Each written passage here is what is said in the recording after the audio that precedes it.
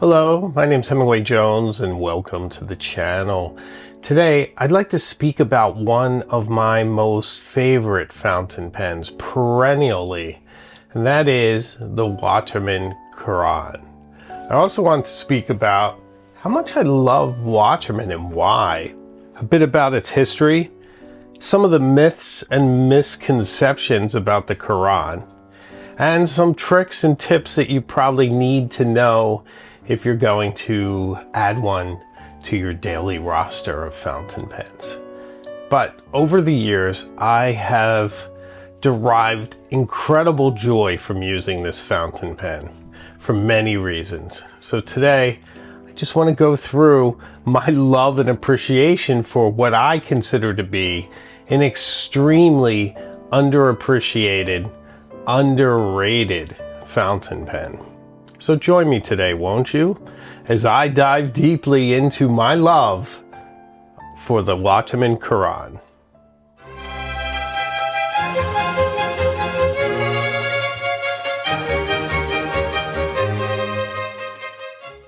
So right off the bat, let's get into something amusing, and that is the pronunciation. If you go to all the various channels on YouTube that help you with foreign pronunciations or proper pronunciations of words, you'll find at least 3 variations on how to say it. That certainly the strictest way to say it would be if you speak French and you'd have to use the French language sounds that I do not possess. So Carène's probably as close as I'll get, but I imagine during the course of this video, I'll probably pronounce it 3 or 4 different ways because I have idiosyncratic pronunciation at the best of times, as you probably well know. But if you're a stickler for saying things exactly as they're supposed to be, then I would refer you to some of those pronunciation sites and pick one that resonates with you.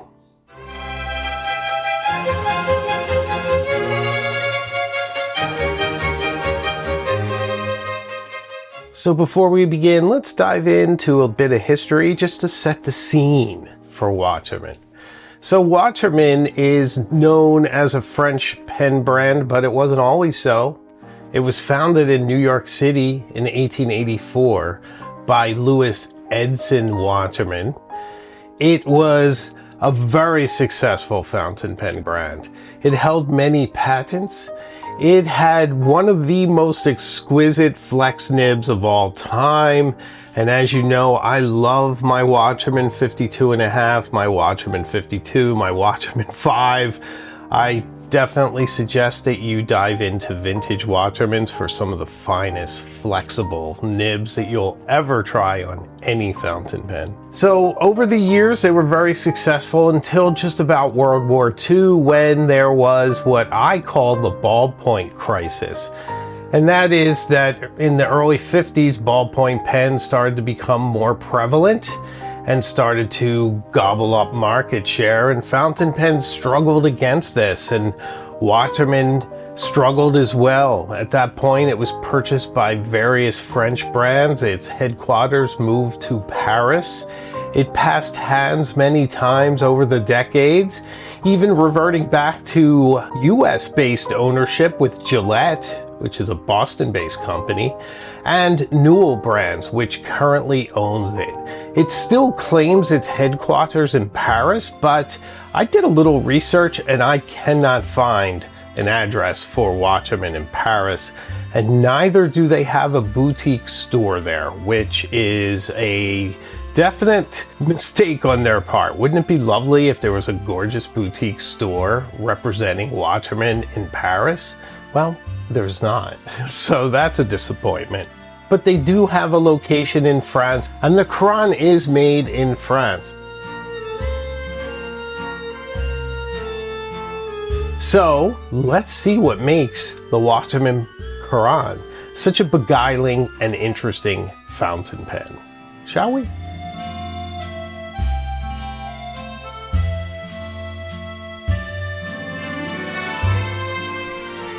So my relationship with the Waterman Carène began 20 years ago. Of course, I was much younger, but those days I had a select collection of fountain pens, And I bought many of them at Levenger, and Levenger would have blowout sales, so it was a fantastic time to get some high-end pens affordably.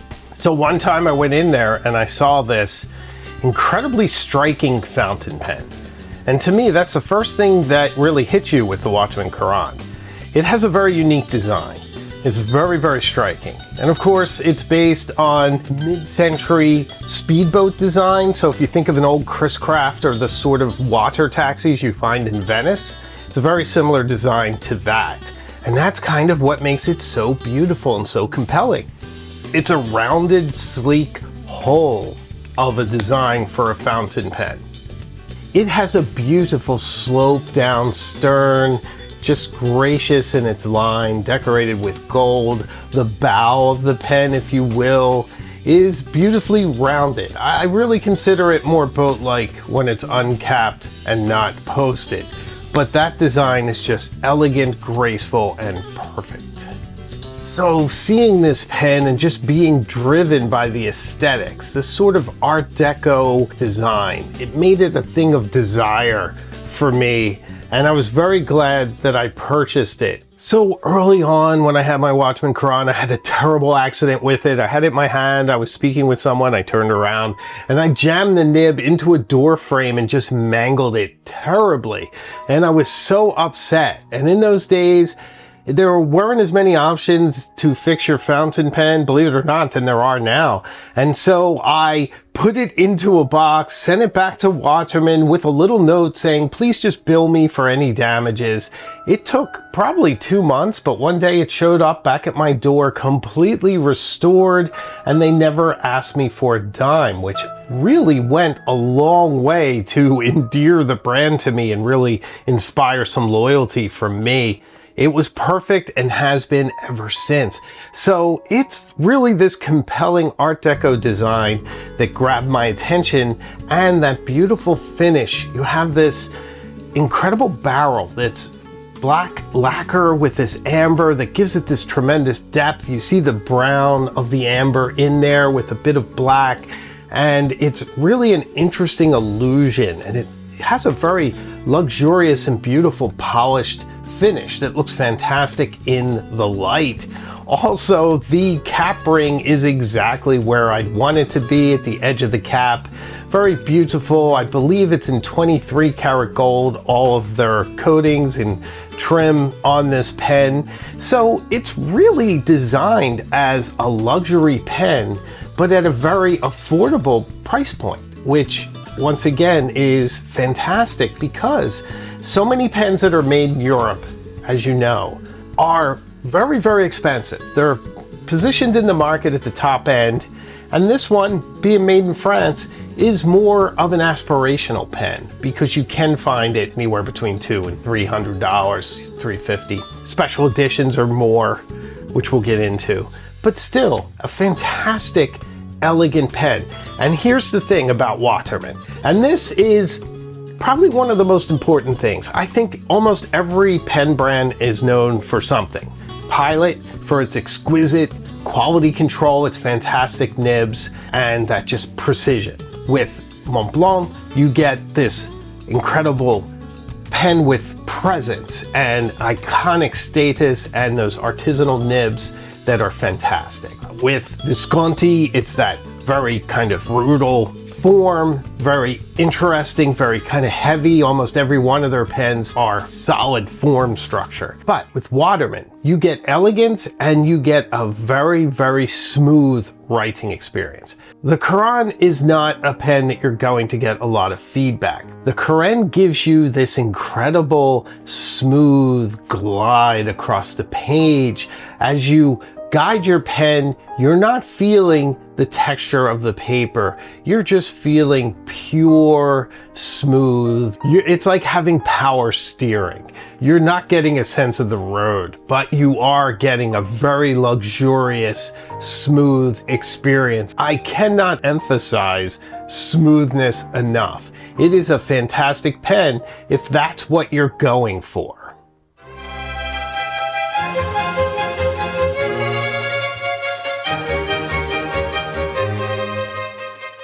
So let's run through some of the other features of this pen. You get a snap cap, which is very convenient for quick writing. If you're at work, you need to sign your name, take a quick note, something like that.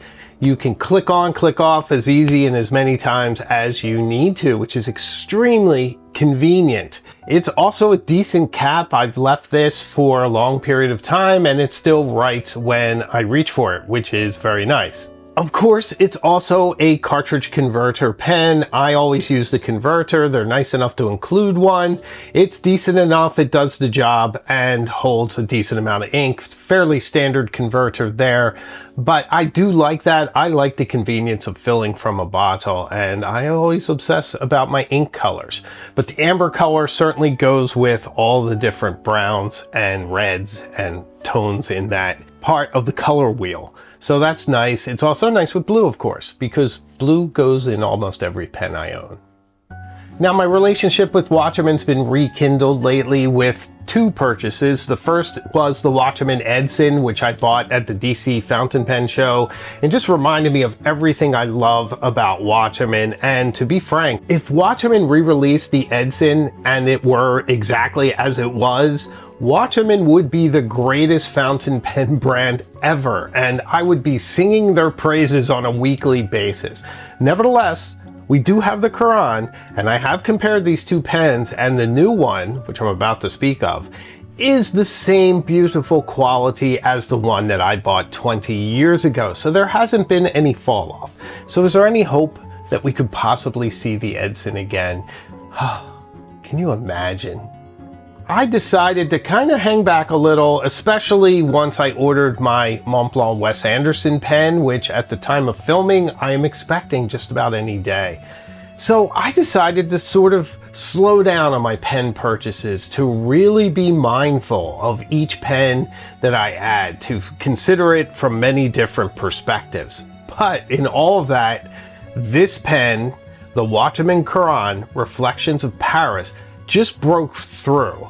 I had to have this pen. It just reminded me of everything I love about Waterman.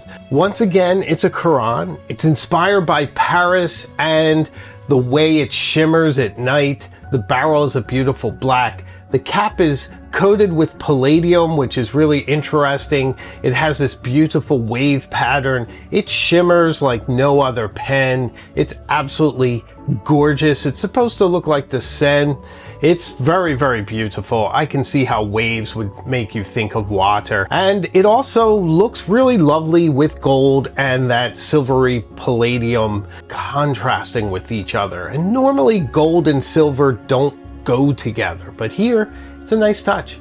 And of course, as you uncap it, you do get that beautiful bow of a ship, curvy, inlaid nib that's absolutely gorgeous. Now here's a tip, and it's one of the things I'd like to speak to you about. A lot of people are under the impression that these nibs all leak as a design flaw. I have never had either of my Carènes leak in any way.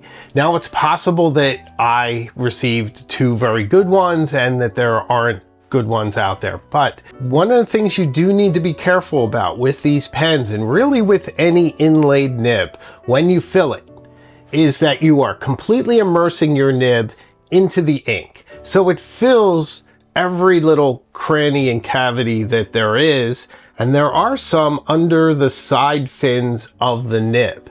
So you really need to take your shop towel and use the edge and sort of brush it underneath there and soak up whatever amount of ink is under that nib, because even the tiniest bit of ink will spill out, get into your cap, and then it's going to be on your grip. It's going to be everywhere. So when I say you have to clean this thoroughly, I mean meticulously when you fill it.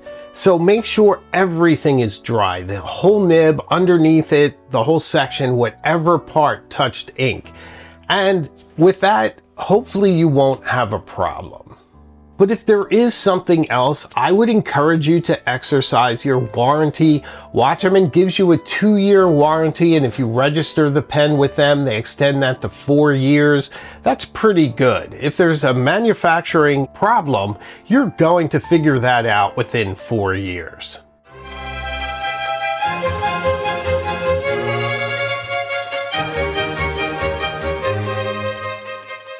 Okay, so let's get into what is probably the most important thing about this fountain pen, and that is, how does it write?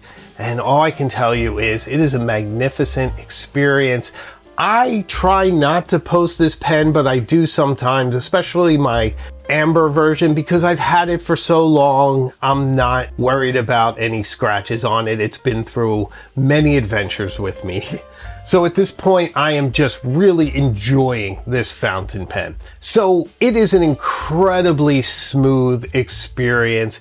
It is like writing on glass, but also it's a very comfortable experience. So I sort of anchor my fingers on where the cap snaps onto the body, right there with those little pads, which is a very elegant solution for a cap to hold on to a barrel. I'm speaking to you, Lamy 2000, sincerely. It's a very elegant way to do it, and there really are no sharp edges or anything else there. It's very comfortable for me. Another thing to look out for when you're using an inlaid nib is, if you're someone who really writes down by the nib, your fingers can easily slide up onto the nib, which could also offset it and cause issues, and also get ink all over your hands there. So you may want to grip this further back and at least give yourself some runway if you migrate down towards the tip as you write. But in your hand, the pen is quite light, and it feels very elegant, very balanced. It's just a really lovely experience, a very striking pen.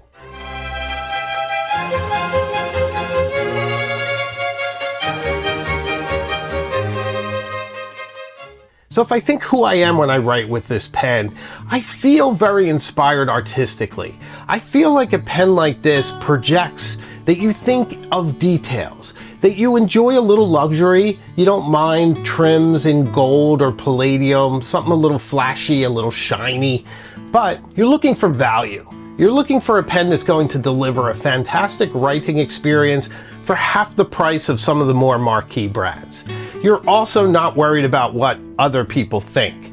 You use Waterman because you know it is a reliable pen, it's beautiful, it's crafted, it's classic, it's been around, it traces a history back to the 19th century, and it's just great to write with, beautiful to look at. So it makes me feel very firm in my choices, that Waterman is a reliable pen, that this is a thing of beauty that inspires me when I'm using it in my hand, and it's just going to write for me for years to come. So that's what I love about Waterman. I feel like it is a true value proposition. It's underrated, it's underappreciated. I don't know why more people don't sing the praises of Waterman when you get so much. This pen is pure luxury for a very aspirational price.